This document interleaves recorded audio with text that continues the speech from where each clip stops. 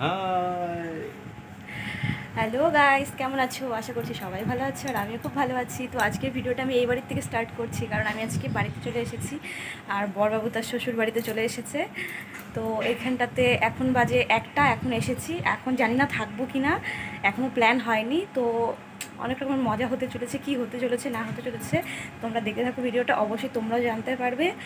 আর শরীরটাও বিশেষ ভালো না, তার জন্যই আর কি বেশি কথা বলছি না। তোমরা ভিডিওটা দেখতে থাকো, কি হয় না হয় তোমরা সবটা জানতে পারবে। আর আমার ভাই গেছে স্কুলে, তো বাড়িতে কেউ নেই, মা বাবাই আছে। তো ভাই না থাকলে একদম ভালো লাগে না, বোরিং বোরিং লাগে। তো চলো ভিডিওটা তোমরা কন্টিনিউ করতে থাকো। জানো তো, আমার সাথে সাথে আমার মা বাবাও অনেক খুশি, কারণ 7 মাস পরে বর আসলো তার শ্বশুর বাড়িতে। তো আসার সঙ্গে সঙ্গে মা একটা ঠান্ডা দিয়েছিল, সেই ঠান্ডাটা আমরা খাচ্ছিলাম। আর আজকে মাকে বলেছিলাম নিরামিষ কিছু রান্না করতে দুপুরের জন্য। দেখো মা কত কি করেছে, তো নিরামিষ করেছে করেছে কিন্তু জামাইকে কে নিরামিষ খাওয়ানো যায়?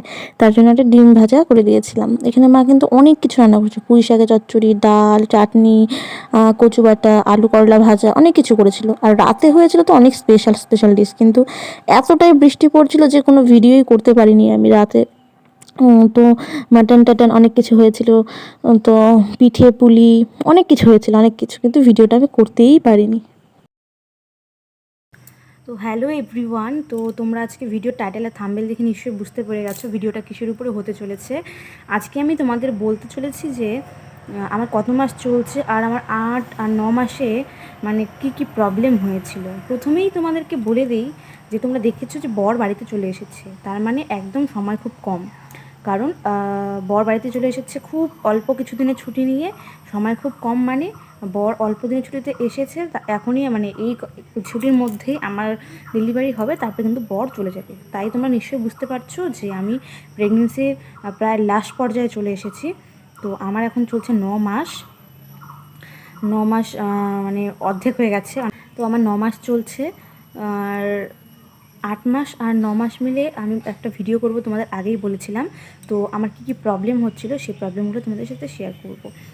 তো প্রথমেই বলে নিই যে 7 মাস অবধি যেসব প্রবলেম ছিল, তারপরেও কিন্তু 8 মাস থেকে আমি লক্ষ্য করেছি আমার সব থেকে আগে হতো কি শোয়া, বাঁ পাশে হয়ে শুতে পারতাম না, ডান পাশে হয়ে শুতে পারতাম না। আর এমনি সোজা হয়ে শুতে তো আরোই পারতাম না। সোজা হয়ে শুলে পরে আমার হতো কি শ্বাসকষ্ট হতো, আর বাঁ পাশে হলে পরে একটু অসুবিধা হতো, ডান পাশে হলে পরেও অসুবিধা হতো। সব থেকে বড় প্রবলেম ছিল শোয়ার প্রবলেম। তারপরে আমার প্রবলেম ছিল যে ঘুম, আমার ঘুম রাতে এখনও হয় না। 8 মাস থেকে যে শুরু হয়েছে, এই যে 9 মাস চলছে প্রায় শেষের দিকে, এখনও কিন্তু আমার ঘুম ঠিকঠাক করে রাতে হয় না। প্রায় 1টা 1:30 বেজে যায়। আবার ধরো সকালে অনেক ভোরবেলাতে মানে ঘুম ভেঙে যায়, সারা রাত ঘুমাতে ইচ্ছা করে না। কেমন জানি লাগে হাত পায়ের মধ্যে, হাত পা মনে হয় কি যেন মানে কি বলবো, কিছু কামড়াচ্ছে হাত পায়ের শরীরের ভেতরে, কীরকম হয়তো খোঁচা লাগছে এরকম লাগে। তারপরে তোমার হাত পা জ্বালা পোড়া, পায়ের পাতা সব থেকে গরম হয়ে যায় বেশি। আর পায়ের পাতা গরম হয়ে যাওয়ার সঙ্গে সঙ্গে মাথায়, মানে যে মানুষ আমি কোনোদিন তেল দিতাম না, মাথায় তেল না দিলে আমার একদিনও ঘুম আসে না, এই রকম হয়ে যায় মাথা। এই পাশ ওই পাশ হাত পা ছোড়াছড়ি, মানে প্রচুর সমস্যা। তারপরে খিদেটা তো খুব পায়, খিদেটা কোনো কিছুর প্রতি অরুচি নেই, সব কিছু খেতে ভালো লাগে। আর তোমাদের হচ্ছে ক্লান্ত ভাব, মনে হতো একটু আমি হাঁটতে পারবো না, এখনই পড়ে যাবো। তাই আমি একদম হাঁটাচলা বন্ধই করে দিয়েছি, প্রায় একদম হাঁটাচলা করি না। সবসময় রেস্টেই থাকি, আর ডক্টরও আমাকে বলেছে রেস্টেই থাকতে। তাই হাঁটাচলা মানে একদমই করতাম না। আর দুর্বল লাগতো প্রচুর শরীর, মনে হতো যে পড়ে যাবো, মাথা ঘুরে পড়ে যাবো। আবার কোনো সময় ঘুম প্রচুর হতো, আবার কোনো সময় একদমই ঘুম হতো না। তারপরে কিন্তু পেটে চাপ ধরে থাকতো আমার অনেক সময়, যে কোনো সাইডে, উপরে বা সাইডে বা ডান সাইডে পেটে চাপ ধরে থাকতো।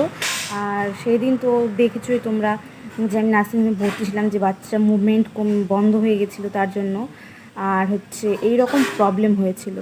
আর এখন অবধিও আমার হচ্ছে শরীরে দুর্বলতা ভাব আছে, মাথা ঘোরানো হালকা হালকা আছে, কোনো কাজ করতে পারছি না।